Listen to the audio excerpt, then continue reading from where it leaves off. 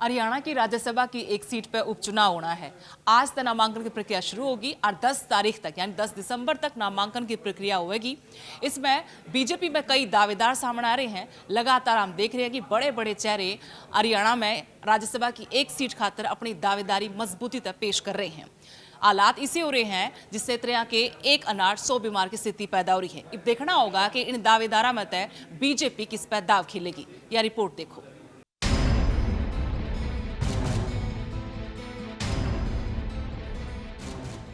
हरियाणा में कृष्णलाल पंवार के विधायक बनने के बाद से राज्यसभा की एक सीट खाली है। इसके लिए उपचुनाव होना है। 10 दिसंबर तक नामांकन दाखिल किया जा सकेगा। ये नामांकन दाखिल करने की आखिरी तारीख है। 11 दिसंबर को नामांकन पत्रों की जांच की जाएगी।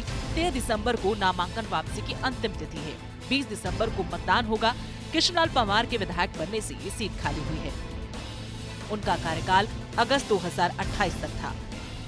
अब इस सीट के लिए भाजपा में दावेदारों में होड़ मची है। कुलदीप बिश्नोई लंबे वक्त से राज्यसभा जाने के लिए दौड़ धूप कर रहे हैं। पहले इस रेस में कांग्रेस छोड़कर आई किरण चौधरी बाजी मार गई। यह सीट कांग्रेस नेता दीपेंद्र हुड्डा के लोकसभा सदस्य चुने जाने के बाद खाली हुई थी। अब एक बार फिर कुलदीप बिश्नोई राज्यसभा जाने के लिए एक्टिव नजर आ रहे हैं। जबकि विधानसभा चुनाव के बाद से उनकी पार्टी गतिविधियां न के बराबर रही। लेकिन पिछले कुछ दिनों में बीजेपी के तमाम बड़े नेताओं से मुलाकात कर चुके हैं। कुलदीप बिश्नोई की दावेदारी के पीछे कई बड़ी वजह हैं। एक तो वो पूर्व सीएम चौधरी भजन लाल के बेटे हैं। 2022 में भाजपा में शामिल हुए थे। 3 साल से भाजपा के साथ जुड़े हुए हैं। पूर्व में विधायक और सांसद भी रह चुके हैं। पत्नी और बेटा भी विधायक रह चुके हैं। हरियाणा में और राजस्थान में बिश्नोई वोटर्स पर मजबूत पकड़ है। भाजपा ने चुनाव कैंपेन समिति का प्रदेश संयोजक भी बनाया था। बेटे के पास भाजयुमो में पद है। बिश्नोई दिल्ली में बड़े नेताओं के अलावा नाराजगी के बावजूद केंद्रीय मंत्री मनोहर लाल से मुलाकात कर दावेदारी मजबूत करने में जुटे हैं। दावेदारों में पूर्व मंत्री डॉक्टर बनवारी लाल का नाम भी शामिल है। इनका विधानसभा चुनाव में भाजपा ने टिकट काट दिया था। डॉक्टर बनवारी लाल पार्टी का बड़ा दलित चेहरा है। पार्टी के 2 केंद्रीय मंत्रियों के करीबी हैं। पहले पूर्व सीएम और अब केंद्रीय मंत्री मनोहर लाल खट्टर और केंद्रीय राज्य मंत्री राव इंद्रजीत सिंह, ये दोनों नेता बनवारी लाल की पैरवी कर रहे हैं। कृष्णलाल पंवार के विधायक चुने जाने से ये सीट खाली हुई है। ऐसे में ये भी हो सकता है कि बीजेपी दलित चेहरे पर ही दांव खेले। अगर ऐसा हुआ तो फिर डॉक्टर बनवारी लाल का दावा मजबूत माना जा सकता है। हरियाणा बीजेपी अध्यक्ष मोहन लाल ब्रौली भी इन दावेदारों की रेस में माने जा रहे हैं। कांग्रेस की ओर से पूर्व सीएम भूपेंद्र सिंह हुड्डा ने साफ कर दिया कि उनके पास आंकड़े नहीं हैं, तो वो अपना उम्मीदवार नहीं उतारेगी। ऐसे में भाजपा का उम्मीदवार ही राज्यसभा सांसद चुना जाना तय है।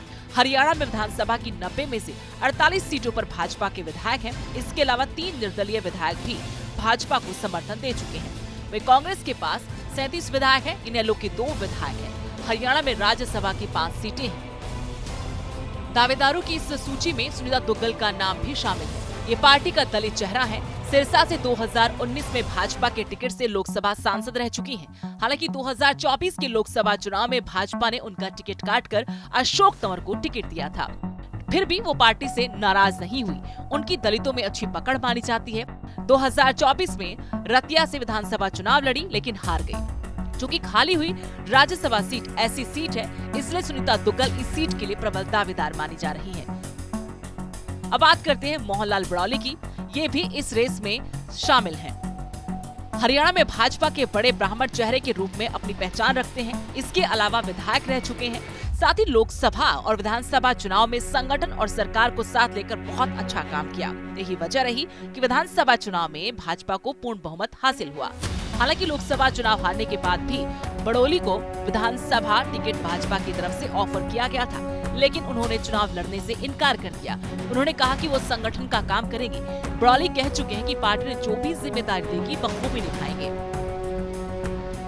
एक और दावेदार है संजय भाटिया। संजय भाटिया पंजाबी समुदाय से आते हैं। गन्ना लोकसभा सीट से सांसद भी रह चुके हैं। 2024 में पूर्व मुख्यमंत्री मनोहर लाल खट्टर के लिए उन्होंने अपनी सीट खाली कर दी थी। इसके तुरंत बाद हुए विधानसभा चुनाव में भी उन्हें टिकट नहीं मिला। हालांकि वो दोनों चुनावों में संगठन का काम बराबर देखते रहे। हाल ही में नायब सैनिक के शपथ ग्रहण समारोह में प्रधानमंत्री नरेंद्र मोदी के आने वाले कार्यक्रम के मुख्य संयोजक भी यही रहे। सुदेश कटारिया, जी हाँ, सुदेश कटारिया भी दावेदारों की सूची में अपनी दावेदारी मजबूती से रख रहे हैं। हरियाणा विधानसभा चुनाव में दलितों को एकजुट करने में कटारिया ने अहम भूमिका निभाई।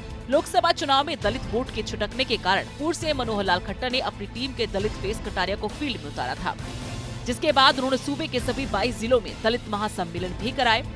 चुनाव परिणाम भी काफी अच्छे रहे। इसके बाद ये पूरी उम्मीद है कि दलित चेहरे के रूप में कटारिया को राज्यसभा सीट का बीजेपी चेहरा बना सकती है। लेकिन यहाँ ये जान लेना बेहद जरूरी है कि इस बार जाट चेहरे इस दावेदारी में इस रेस में काफी पिछड़ रहे हैं।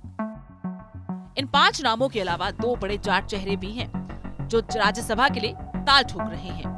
इनमें सबसे बड़ा नाम भाजपा के राष्ट्रीय सचिव ओपी धनखड़ और पूर्व मंत्री कैप्टन अभिमन्यु का है।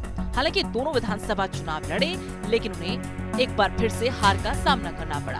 अपने फैसलों से चौंकाने के लिए जाने जाने वाली बीजेपी अब किसे राज्यसभा भेजती है, ये देखना होगा। हालांकि इस एक सीट के लिए पार्टी के कई नेता जोर आजमाइश कर रहे हैं। Bureau report, news 18।